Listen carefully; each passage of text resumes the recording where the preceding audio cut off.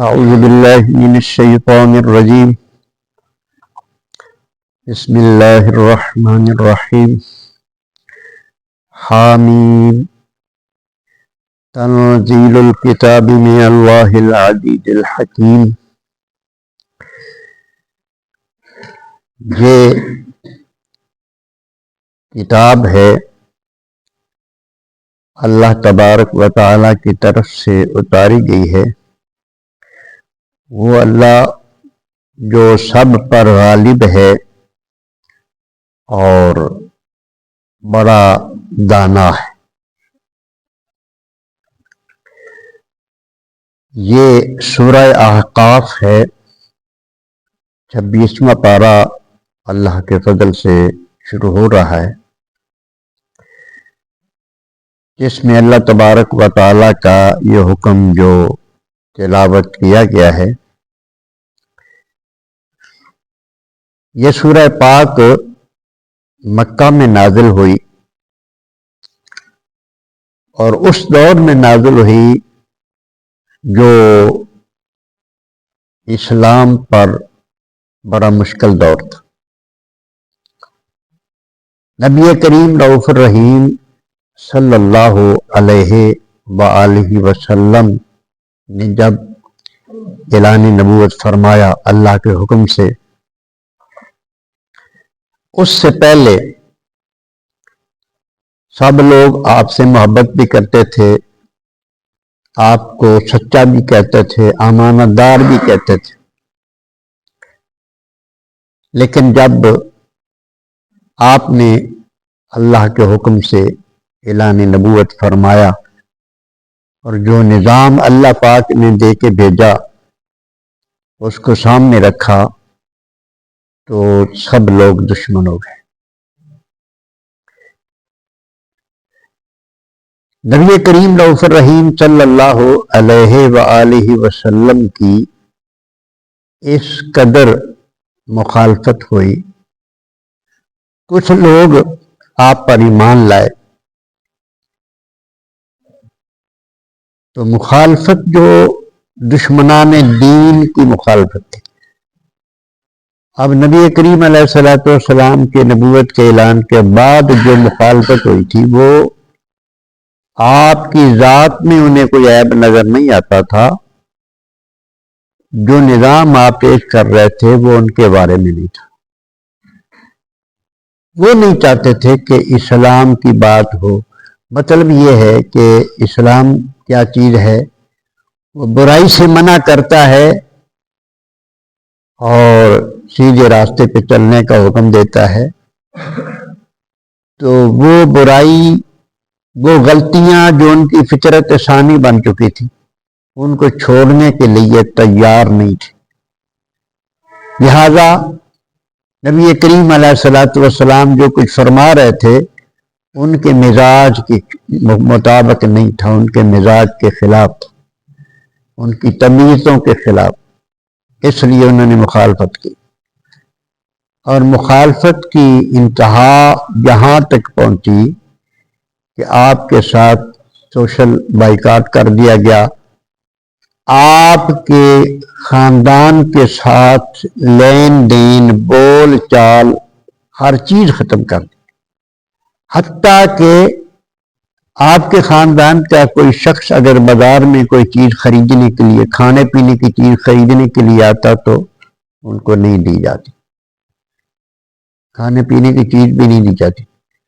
3 سال تک یہ مشقت برداشت کی نبی کریم علیہ السلام نے اور آپ کے اہل خانہ نے اور آپ کے پورے خاندان نے. یہ بہت بڑی تکلیف کا دور تھا. کھانے پینے کی چیز بھی نہیں ملتی تھی اور مختلف چیزیں، سوکھے ہوئے چمڑے جو تھے نا وہ ابال کر اس سے بچوں کا گزارا کرایا جاتا تھا. اتنی مشکلات تھی. اس کے باوجود نبی کریم علیہ السلام نے انتہائی صبر کے ساتھ، تحمل کے ساتھ وقت گزارا. پھر وہ وقت آیا کہ اللہ تبارک و تعالیٰ کا لطف و کرم ہو گیا.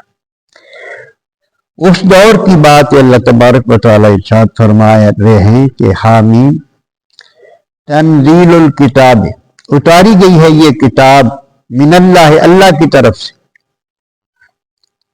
اللہ تبارک و تعالی وہ ذات ہے جو سب پر غالب ہے اور حکمت والا ہے۔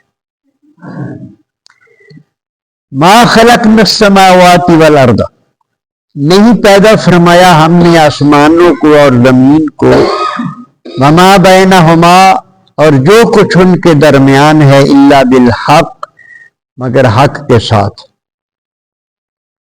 یہ جو کچھ بھی ہے یہ فضول نہیں پیدا کیا گیا، یہ با مقصد پیدا کیا گیا ہے، اور سب کچھ یعنی یہ سب کچھ اس کا سراسر حق ہونا ہے۔ اور پھر یہ ارشاد فرمایا وَأَجَلٍ مُّسَمًّى، اور ایک مقررہ مدت تک۔ یہ زمین و آسمان، یہ پوری کائنات ہمیشہ کے لیے نہیں بنی، اس کی ایک میعاد مقرر ہے۔ جب وہ مقررہ وقت آئے گا تو یہ سب کچھ ختم ہو جائے گا۔ وَالَّذِينَ كَفَرُوا عَمَّا أُنذِرُوا مُعْرِضُونَ، اور کفار اس چیز سے جس سے انہیں ڈرایا جاتا ہے منہ پھیرنے والے ہیں، روح گردانی کرنے والے ہیں۔ یعنی کس سے ڈرایا جاتا ہے کفار کو؟ اللہ کے عذاب سے، یعنی ان کو اس چیز کی کوئی پرواہ نہیں۔ ڈرایا ہر ایک کو یہ جا رہا ہے کہ اللہ تبارک و تعالیٰ کے فرما بردار بن جاؤ، اگر تم اللہ تبارک و تعالیٰ کے نافرمان رہو گے تو تم پر اللہ کا قہر نازل ہوگا، اللہ تبارک و تعالیٰ کی پکڑ آئے گی، لیکن اس کی پرواہ نہیں کرتے۔ وہ لوگ منہ پھیرے ہوئے ہیں، مطلب یہ ہے کہ وہ اس سے غافل ہیں اللہ کے عذاب سے۔ قُلْ أَرَأَيْتُمْ مَا تَدْعُونَ مِن دُونِ اللَّهِ، آپ فرمائیے نبی کریم علیہ الصلوۃ والسلام کہ اے کفار، أَرَأَيْتُمْ مَا تَدْعُونَ مِن دُونِ اللَّهِ، یہ بتاؤ کہ اللہ کو چھوڑ کر تم جن کی عبادت کرتے ہو، ارونی ماذا خلقوا من الارض، مجھے دکھاؤ کیا پیدا کیا ہے انہوں نے زمین میں۔ یعنی تم ان کو عبادت کے لائق سمجھتے ہو۔ عبادت کے لائق صرف وہی ہوتا ہے جو خالق ہو، جو پیدا کرنے والا ہو۔ تو یہ جو تم بتوں کی عبادت کرتے ہو، ہمیں بھی تو دکھاؤ نا کہ انہوں نے کیا پیدا کیا۔ ام لہم شرک فی السماوات، تو بتاؤ کون سا حصہ ہے زمین میں کیا پیدا کیا، آسمانوں میں ان کا کیا حصہ ہے۔ ایتونی بکتاب من قبل ھذا، اگر جو کچھ ہم نے نازل کیا ہے اس سے پہلے کوئی کتاب تمہارے پاس ہے، ہم نے تو حق جو کچھ بھی نازل فرمایا ہے، حق فرمایا ہے، اس میں یہ بتا دیا گیا ہے کہ عبادت کے لائق کون ہے، نبیوں کے بارے میں بتا دیا ہے، تمام حق کی حقیقتوں کو کھول کھول کر بیان کر دیا گیا، لیکن تمہارے پاس تمہارے شرک پر کوئی دلیل ہے کہ تم جو کر رہے ہو صحیح کر رہے ہو، تم بھی تو دکھاؤ نا کوئی کتاب ہے اگر، اور ہماری نازل کی ہوئی کتابوں سے پہلے اگر کوئی نازل ہوئی ہے کتاب تمہارے پاس ہے کوئی لے آؤ۔ او اثارۃ من علم ان کنتم صادقین، اللہ اکبر۔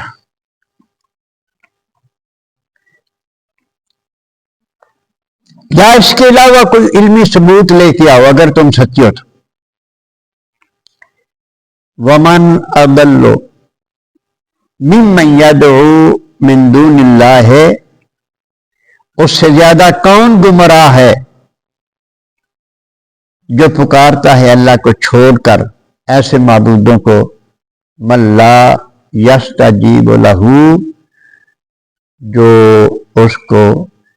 اس کی بات قبول نہیں کر سکتا، جو اس کو جواب بھی نہیں دے سکتا، الی یوم القیامت، قیامت تک، وہم عن دعائہم غافلون، اور جن کے سامنے یہ دعا کرتے ہیں، جن کے سامنے جن کی یہ عبادت کرتے ہیں وہ تو ان کی عبادت سے بھی غافل ہے۔ اب بتوں کی جو عبادت، بت تو غافل ہیں، بت کو کیا پتا کہ میرے ساتھ یا میرے لیے کیا کیا جا رہا ہے۔ تو اللہ تبارک و تعالیٰ ارشاد فرما رہے ہیں کہ تم جو کر رہے ہو عقل کے بھی خلاف ہے، یہ عقل کی بھی بات نہیں ہے۔ پتھر کی مورتی ایک اگر بے عقل سے بھی سوال کریں کہ یہ جو کسی نے اپنے ہاتھ سے گھڑی ہوئی ایک مورتی ہے پتھر کی، اس کو خدا سمجھنا، اس کی عبادت کرنا، یہ کہاں کی عقل مندی ہے؟ تو اپنے آپ کو بڑے بڑے عقل مند اور بڑے بڑے دانا سمجھنے والے لوگ ان پتھروں کی پوجا کرتے ہو، تو یہ تو بہت ہی بے عقلی کی بات ہے، اور اس کی تو تمہارے پاس کوئی دلیل نہیں۔ اللہ تبارک و تعالی مسلمانوں کو حق سمجھنے کی توفیق عطا فرمائے اور اللہ تبارک و تعالی کی عبادت کرنے کی توفیق عطا فرمائے۔ ہمارا المیہ یہ ہے کہ ہم مانتے ہیں، اس کے باوجود اللہ کے حکموں سے غافل ہیں۔ اللہ ہماری غفلت کو بھی دور فرمائے۔ صلاۃ و